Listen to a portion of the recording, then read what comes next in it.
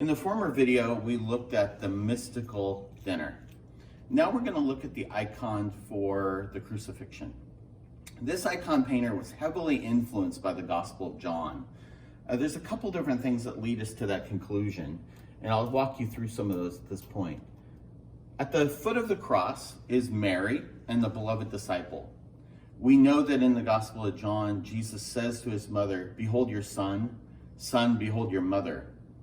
Jesus is, of course, crucified on a Roman cross, but what's really amazing about this icon is the titulum above Jesus' head. In the Synoptic Gospels, Matthew, Mark, and Luke, Pilate orders them to write King of the Jews in 3 different languages above Jesus' head, but this icon writer refuses to write King of the Jews.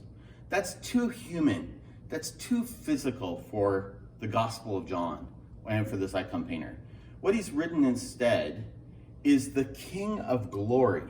And that's because in the Gospel of John, the phrase crucifixion is not used very often. In the Gospel of John, the crucifixion is not seen as something shameful, even though the Romans intended it that way. In the Gospel of John, it's seen as glorification.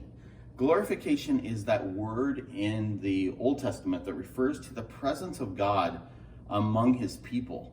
So what the icon painter is saying, following the Gospel of John, is that this is the moment at which the glory of God, the full presence of God, is revealed. In Lutheran theology, this is called the theology of the cross.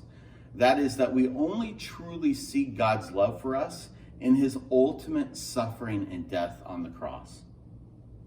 There's one more arresting image that you see in this icon, and that is the blood and water flowing from Jesus' side. In the Gospel of John, the Roman soldier comes along and pierces his side, which was the Roman custom to make sure that the person on the cross was dead. But in this icon, the icon painter, clearly influenced by his own religiosity and understanding the Eucharist, that when we drink the Eucharist, we are drinking the blood of Christ, has the angel, face turned aside, capturing the blood and water flowing from the side of Jesus into the Eucharistic chalice. In the next icon, we will look at the resurrection of Jesus.